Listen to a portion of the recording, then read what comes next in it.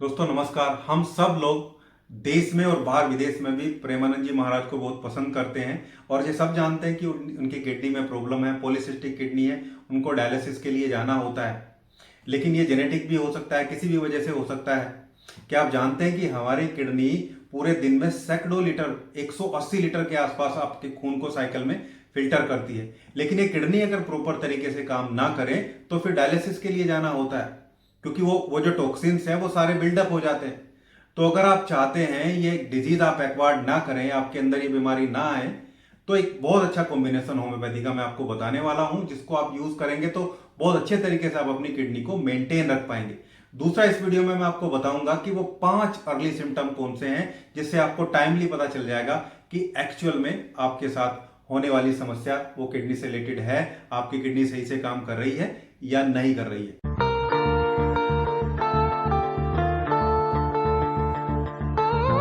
दोस्तों अगर आप लोग चैनल पे नए हैं, अभी तक चैनल को सब्सक्राइब नहीं किया है, तो प्लीज एक बार चैनल को सब्सक्राइब जरूर करिएगा।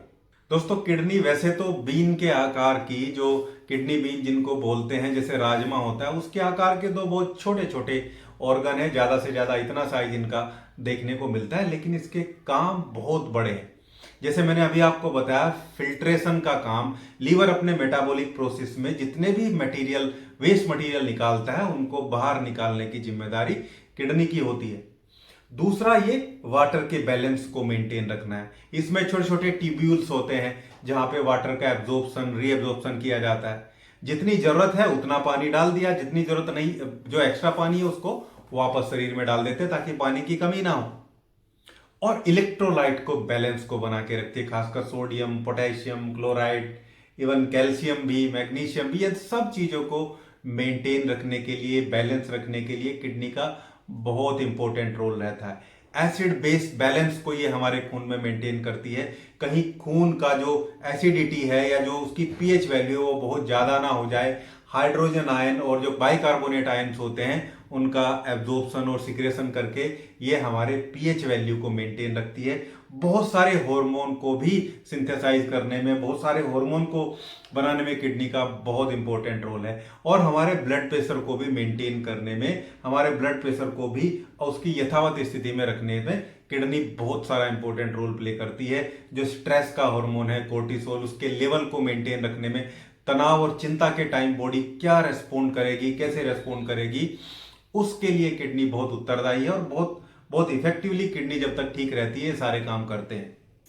एरिथ्रोपोएटिन नामक एक इंपॉर्टेंट केमिकल कंपाउंड या हार्मोन आप इसको बोलेंगे, इसको किडनी प्रोड्यूस करती है, सिंथेसाइज करती है, जो हमारी आरबीसी को बनाने में बहुत बड़ा रोल प्ले करता है। यानी कि आपके ब्लड का हीमोग्लोबिन और ऑक्सीजन के ट्रांसपोर्टेशन को भी ये मैनेज करने में सहायता करता है। अब आप देखिए किडनी कितने इंपॉर्टेंट रोल प्ले कर रही है हमारे मेटाबॉलिक प्रोसेस को भी, और जो डेली हमारी केमिकल रिएक्शंस होती है उनको कंटिन्यू रखने के लिए।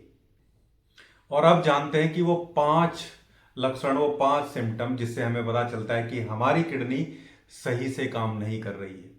पहला है सूजन। ज्यादातर ये सूजन आंखों के नीचे यहां देखने को मिलती है। सुबह उठेंगे तो यहां सूजन मिलेगी, जैसे जैसे दिन ढलता है थोड़ी कम हो जाती है। इसके अलावा पैरों के निचले हिस्से में पेडल एडिमा जिसको बोलते हैं वो भी देखने को मिलता है। सूजन एक्चुअली वाटर रिटेंशन का संकेत है, मतलब पानी आपकी बॉडी में रुक रहा है, और ये वाटर रिटेंशन बताता है कि भाई प्रोटीन का लीकेज भी बढ़ गया है। इसके अलावा अगर आपका यूरिन में जो है वो नॉर्मल पास कर रहे हैं तो उसमें झाग बहुत ज्यादा बन रहे हैं, तो ये भी खराब स्थिति है। ये भी प्रोटीन यूरिया को दिखाता है, यानी कि प्रोटीन पास हो रहा है, इससे भी वाटर रिटेंशन भी होता है और भी बहुत सारी प्रॉब्लम इसमें देखने को मिलती है। तीसरा सिम्टम है पेशाब की क्वांटिटी बहुत कम हो जाना, और बार बार पेशाब आना भी हो सकता है। ये बताता है कि आपकी किडनी का फिल्ट्रेशन प्रोसेस, जिसको जीएफआर बोलते हैं या एस्टिमेटेड जीएफआर बोलते हैं, वो डिस्टर्ब हो गया, वो प्रॉपरली काम नहीं कर रहा है। ये भी संकेत है कि आपकी किडनी सही तरीके से काम नहीं कर रही है।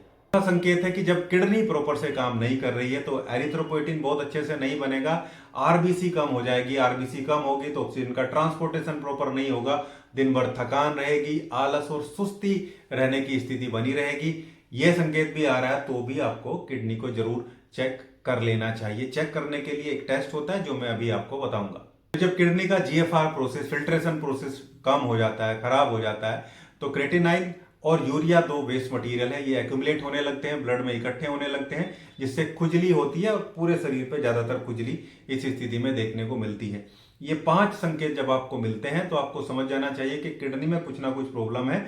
और फिर किडनी के फंक्शनल टेस्ट की तरफ, जिसको केएफटी बोलते हैं हम, किडनी फंक्शन टेस्ट या रेनल फंक्शन टेस्ट आपको करा लेना चाहिए, जिसमें बहुत सारे क्राइटेरिया के बारे में हमें किडनी के पता चलता है। दूसरा, एक अल्ट्रासाउंड करा लेना चाहिए। आजकल पॉलीसिस्टिक किडनी डिजीज, जिसमें किडनी के सरफेस पे सिस्ट जो है देखने को मिलते हैं, किडनी खराब होती है बहुत तेजी के साथ उससे, उसके बारे में हमें अर्ली स्टेज में ही पता चल सकता है। अब वो 5 चीजें जो हमें अवॉइड करनी चाहिए किडनी को बचाने के लिए।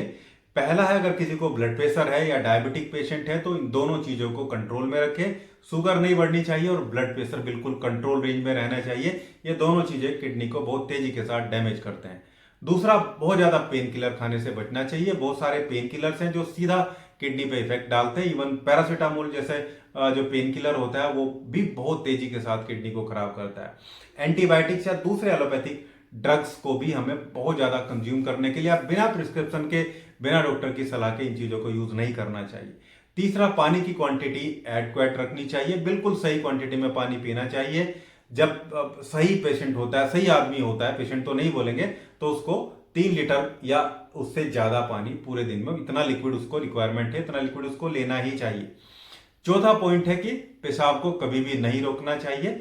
पेशाब अगर रुक रहा है, आप होल्ड करके रख रहे हैं उसको, तो वो किडनी में बैकफ्लो भी होता है और किडनी नॉर्मल फंक्शन भी उसका खराब होने की तरफ चलता है। पांचवा कारण है बहुत ज्यादा प्रोसेस फूड, डब्बा बंद फूड, कोल्ड ड्रिंक्स, ये सब चीजें नहीं लेनी चाहिए।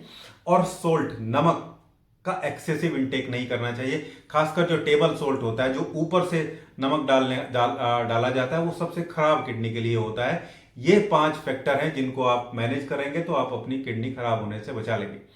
अब हम बात करते हैं उन होम्योपैथिक मेडिसिन की, उस कॉम्बिनेशन की जो अगर आप लेते हैं, जिसको लगातार 3 महीने तक भी लेते हैं, तो आपकी किडनी में अगर थोड़ी बहुत प्रॉब्लम है तो बिना किसी व्यवधान के, बिना किसी साइड इफेक्ट के वो अपने आप ही ठीक हो जाएगी। इसमें सबसे पहला जो मेडिसिन है वो मदर टिंचर है। तीनों मदर टिंचर हमने इसमें लिए हैं।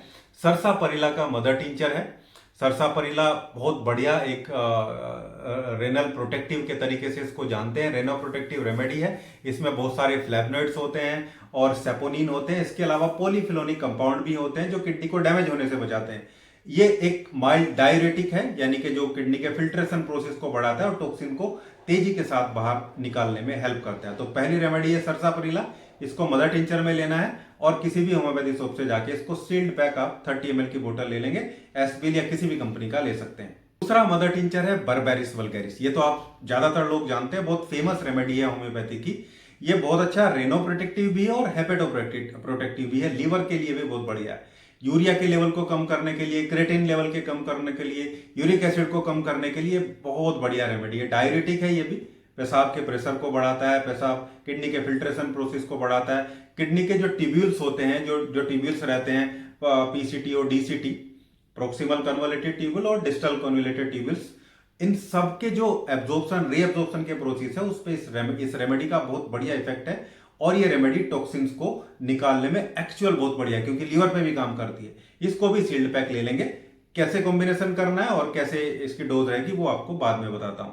तीसरा मदर टिंचर है ओसिमम का, ओसिमम कैन या ओसिमम कैनन के नाम से आपको ही मिलेगा। तुलसी एक्चुअली ये होती है, जो तुलसी आप सब लोग जानते हैं, ये घर में होती है। बहुत अच्छा एंटी बैक्टीरियल है, एंटी इंफ्लामेटरी रेमेडी है, माइल्ड डायरेटिक प्लांट है ये भी, और किडनी के टिश्यूज को डैमेज होने से बचाता है। पॉलीसिस्टिक किडनी डिजीज में बहुत बढ़िया रेमेडी है। बार बार किडनी की प्रॉब्लम की वजह से होने वाले इन्फेक्शन, यूरिनरी ट्रैक इन्फेक्शन या यूटीआई जिसको हम बोलते हैं, उसको ये मैनेज करता है, मेंटेन करता है। और दूसरी बात यह है कि ये बहुत अच्छा एंटी इंफ्लामेटरी है। तो जो इंफ्लामेटरी प्रोसेस बॉडी में बनता है टॉक्सिन्स के बिल्डअप होने से, या कोई भी प्रोसेस प्रॉपरली काम नहीं कर रहा है, तो उसको ये रिड्यूस करता है। जितने भी प्रो इन्फ्लामेटरी या जो साइटोकाइंस हैं, उनके सिक्रेशन को ये मॉड्यूलेट करता है। खासकर प्रोस्टाग्लैंडिन और टीएनएफ अल्फा वगैरह, इनको ये बहुत अच्छे से मॉड्यूलेट करने वाली रेमेडी है। ओसिमम कैन की बात कर रहे हैं, इसको भी मदर टिंचर फॉर्मेट में लेना है। तीनों रेमेडी को सील्ड पैक 30 ml आप ले लेंगे। ये लगभग 90 ml आपका हो जाएगा, 90 ml ही हो जाएगा एग्जैक्टली। इसको मिक्स कर लेंगे तीनों दवाइयों को आपस में, और इसकी 10 से 15 बूंदे आपको लेंगे। अगर आपको कोई प्रॉब्लम नजर आती है किडनी में, आपका यूरिन का आउटपुट कम है और आपको लगता है स्टोन का या कभी यूरिनरी इन्फेक्शन हो जाता है या किडनी वाले रीजन में आपको पेन बैक साइड में या फ्रंट में नजर आता है, तो 15 बूंदे दिन में 3 बार आधे से 1 कप पानी में डाल के आप इसका पिएंगे। लेकिन एज ए प्रिवेंटिव लेना चाह रहे हैं, किडनी को फिल्ट्रेशन प्रोसेस को बेहतर करने के लिए आप लेना चाह रहे हैं, तो आप इसकी 10 बूंदे लेंगे। 10 बूंदे सुबह, 10 दोपहर, 10 शाम को आधे कप पानी में डाल के दिन में 3 बार ये पूरा 100 ml की बोतल आप फिनिश कर देंगे। ऐसा आप करेंगे तो लगभग ये आपका लगभग 75 डेज तक ये बोतल चलेगी, 10-10 बूंदे अगर आप लेते हैं। और इतने दिन में ये बहुत अच्छे तरीके से चीजों को मैनेज कर लेगा। तीनों प्लांट बहुत ही बढ़िया है, बहुत इफेक्टिव रिजल्ट है। एक जनरल जो डिटॉक्सिफिकेशन, किडनी डिटॉक्सिफिकेशन ड्रिंक की तरह आप इसको यूज कर सकते हैं। इसके साथ दोस्तों जो मैंने आपको बताया है, नमक का इंटेक कम करिए, थोड़ा पैदल चलने की कोशिश करिए, और दूसरी बड़ी बात है कि पानी प्रॉपर मात्रा में पीते रहिए। कम से कम 10 गिलास, 8 से 10 गिलास पानी तो पीना ही चाहिए। 10 गिलास भी कम ही है, लेकिन फिर भी मान सकते हैं कि 10 गिलास पानी पीना चाहिए। ऐसा आप करते हैं तो बहुत अच्छे तरीके से आप अपनी किडनी को बचा पा रहे हैं। उम्मीद करता हूं वीडियो आप लोगों को अच्छा लगा होगा। वीडियो अच्छा लगा तो लाइक करिएगा, शेयर करिएगा और चैनल को सब्सक्राइब जरूर करिएगा। Thank you.